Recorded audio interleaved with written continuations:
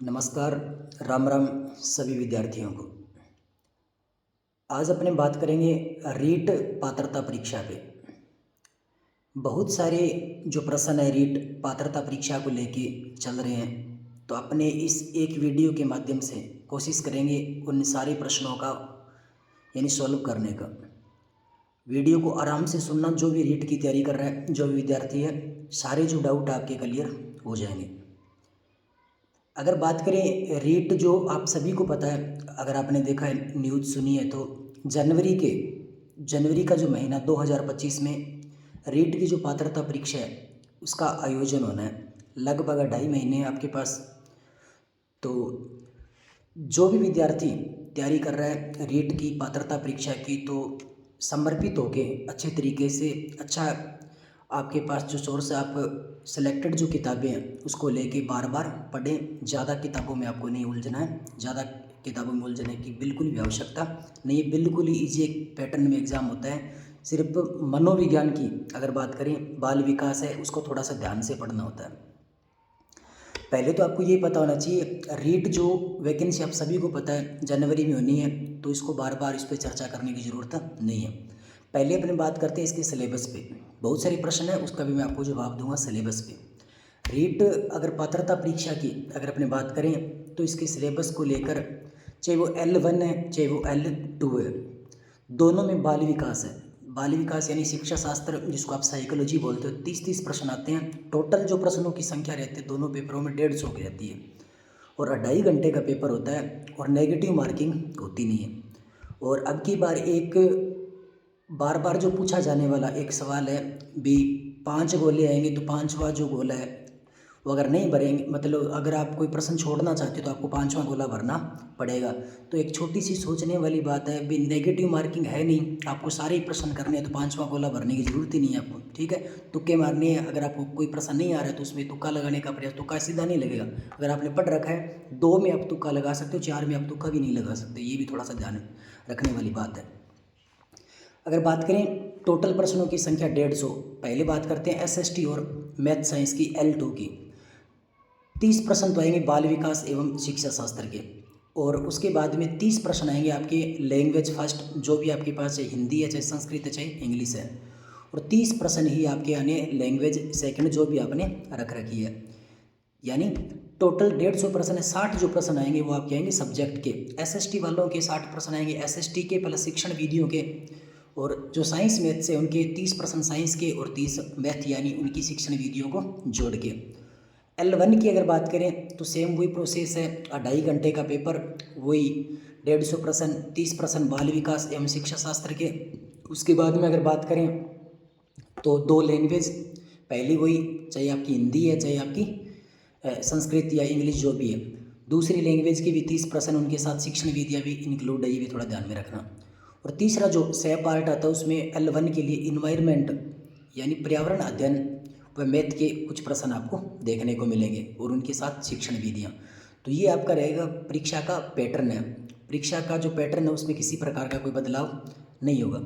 अगर बात करें इनके, और एक प्रश्न तो आपका ये था भी किस प्रकार का सिलेबस था। सिलेबस आप जो नए वाले विद्यार्थी हैं उनको मैंने बता दी भी, ये सिलेबस है। जो लगातार निरंतर जो तैयारी कर रहे हैं उन सभी को पता है भी रीट का सिलेबस क्या है। अब दूसरा जो महत्वपूर्ण पॉइंट रहने वाला है वो यही है, कक्षा 6 से 10 तक की किताब के रट्टा लगाना शुरू कर दो। मेन आज तक रीट का कोई भी पात्रता परीक्षा का पेपर उठा के देख लेना, 10वीं तक की किताब, 6 से 10 तक की किताब से ही प्रश्न उठाए गए हैं। गाइडों के चक्कर में पढ़ोगे, मैं ये नहीं कहता कोई गाइड से प्रश्न नहीं आएंगे, लेकिन 6 से 10 तक की जो किताबें उनसे लाइन टू लाइन प्रश्न आपको देखने को मिलेंगे। सीधी लाइनें उठाता है रीट के अंदर, स्टेटमेंट देता है। हिस्ट्री के अंदर आप देख लेना, सीधा कथन अगर पूछा तो सीधी लाइन उठाई है उसने। तो एक तो कक्षा 6 से 10 तक की जो अभी स्कूलों में जो किताबें लग रही है, चाहे साइंस मैथ का है तो उसको वो पढ़नी पड़ेगी, SST का है तो उसको SST की किताबें पढ़नी पड़ेगी। और जो L1 का विद्यार्थी है उनको कक्षा 5 से लेकर 8 तक या कम से कम 10 तक की किताब आपको पढ़ने की आवश्यकता है। वो साइंस की है चाहे मैथ की है चाहे वो SST की है। तो ये रहा आपका पार्ट। अब एक सबसे बड़ी समस्या, सारे डाउट मैं आपका क्लियर करूँगा आज। अगर बात करें, अब एक प्रश्न और आ रहा है सर राजस्थान जीके, मैं आपको यहीं क्लियर कर देता हूँ। पात्रता परीक्षा के अंदर राजस्थान जीके का इतना ज़्यादा वेटेज नहीं है। आप देख लेना कोई भी पेपर उठा के, एसएसटी के अंदर आने हैं प्रश्न या L1 के अंदर आने हैं, राजस्थान जीके पात्रता परीक्षा के अंदर इनका ज़्यादा कोई महत्वपूर्ण स्थान नहीं है। 10 या 15 60 प्रश्न आने, 60 में से 45 प्रश्न आने एसएसटी के, बाकी 15 या 12-13 शिक्षण विधियों के आने, 45 या 47 प्रश्न आने होते हैं। उसमें से मान के चलो 12 या 13 प्रश्न आएंगे राजस्थान जीके के, बाकी आपका एसएसटी का जो पार्ट है वही आएगा। ऐसा ही L1 के अंदर है, स्टैटिक्स जो जीके आता है, जो बड़ी बड़ी चीज़ें आती है, जो इंडिया का नृत्य हो गया, ठीक है, भारत के कौन कौन से राष्ट्रीय पर्व है, इन चीज़ों पे आपको ध्यान देने की ज़रूरत है। तो कुछ स्टूडेंट मेरे से प्रश्न कर रहे हैं सर राजस्थान जीके कौन सी किताब पढ़े, तो राजस्थान जीके के लिए अलग से कोई किताब पढ़ने की ज़रूरत नहीं है। कक्षा 10 तक की जो किताबें वो पढ़ लेना, उससे बाहर कोई प्रश्न नहीं आएगा, और नहीं आज तक अभी रीट पात्रता परीक्षा में आया। हाँ, मुख्य परीक्षा इसके बाद में जब आप दोगे, उसमें सबसे बड़ा अगर कोई रोल रहेगा तो वो राजस्थान जीके का ही रहेगा। इसके बाद में एक प्रश्न जो सबसे बड़ी दुविधा बना हुआ है वो ये है भी सर पात्र कौन होंगे इसके अंदर, जो अभी रीट द्वितीय वर्ष के अंदर है वो होंगे या प्रथम वर्ष के अंदर है वो होंगे। तो सीधी सी बात है, जिसने बीएड कर रखी है या बीएसटीसी इसकी क्लियर है उसके लिए तो ये सवाल है ही नहीं।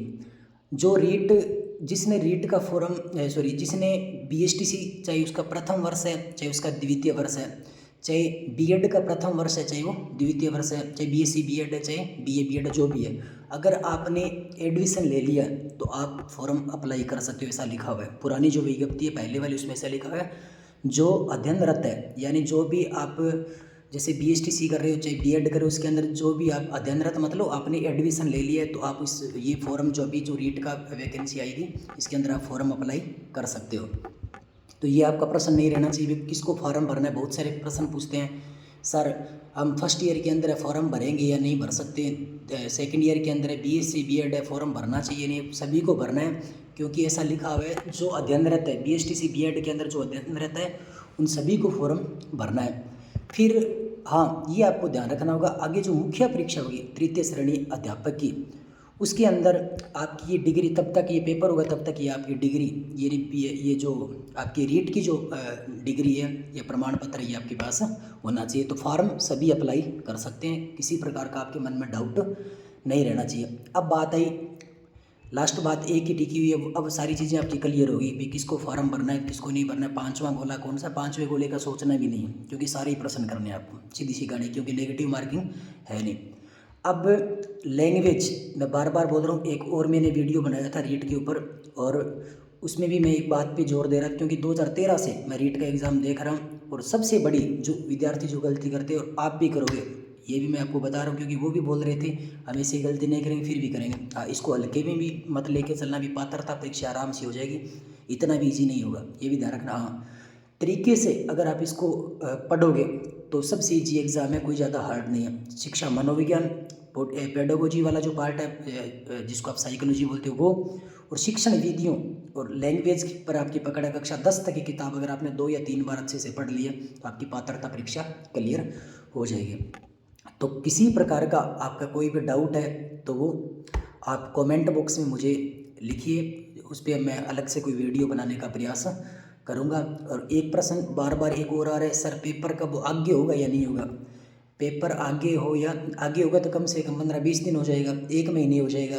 तो आप इसी तारीख को सोचकर, अभी तो विज्ञप्ति आई, अभी तो आपको बताइए अभी सूचना आई है अभी कब पेपर है, अभी आपके मन में ये डाउट चल रहा है अभी पेपर कब होगा, आगे होगा, ये इस प्रकार के प्रश्न आपके दिमाग में अभी आने नहीं चाहिए। अब काम है आपकी तैयारी का, अब आप अपने समर्पित भाव से आप अपनी तैयारी के अंदर जुट जाइए। बाकी किसी प्रकार का कोई प्रश्न हो तो आप मुझे कमेंट बॉक्स में छोड़ दीजिए, मैं उस पर अलग से वीडियो बना दूंगा। और ये वीडियो अपने दोस्तों में ज़्यादा से ज़्यादा ज़रूर शेयर कीजिए। जो भी विद्यार्थी इस वीडियो को देख रहा है वो अपना स्टेटस बनाए और ज़्यादा से ज़्यादा इसको शेयर कीजिए। धन्यवाद। जय हिंद, जय भारत, जय राजस्थान।